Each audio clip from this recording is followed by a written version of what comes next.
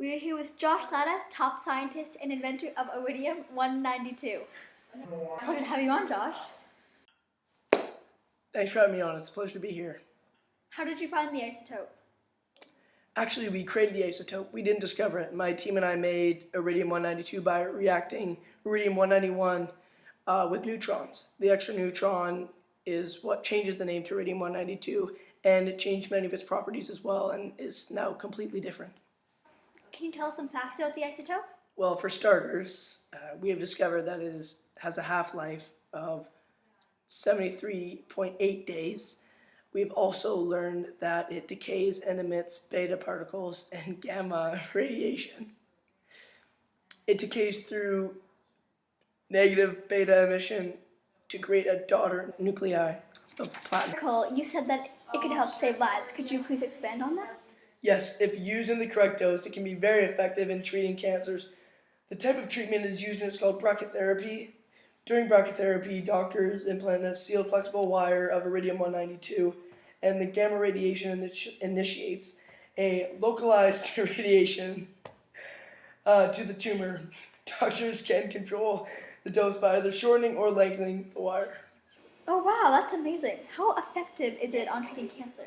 Yes, it is very effective and a great alternative to chemotherapy and other radiation treatments because it gets right down to the affected area and treats it without exposing the whole body to the harmful radiation. This eliminates unnecessary sickness for cancer patients that they very easily relate to it. There must be some drawbacks and safety hazards from Iridium 192. Could you please list them? Yes, there are some very major drawbacks to the isotope.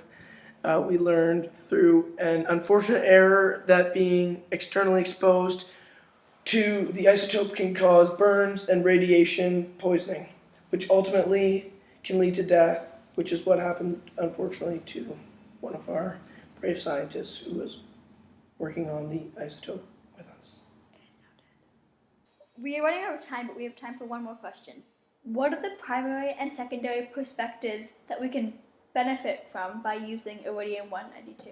Well, the primary perspective is environmental because the process is easily controlled, so the probability of a nuclear meltdown is very slim compared to many other radioactive isotopes. Also, the daughter cell of Iridium 192 is very stable and has many uses itself.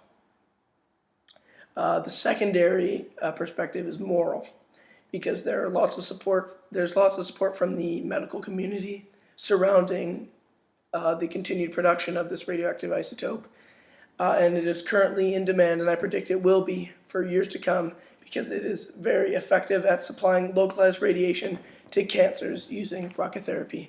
Thank you for coming today, Josh, and enlightening us on Iridium 192. Thank you so much for having me. It's been a pleasure. I've enjoyed my time here. You're very welcome. Up next, green bins.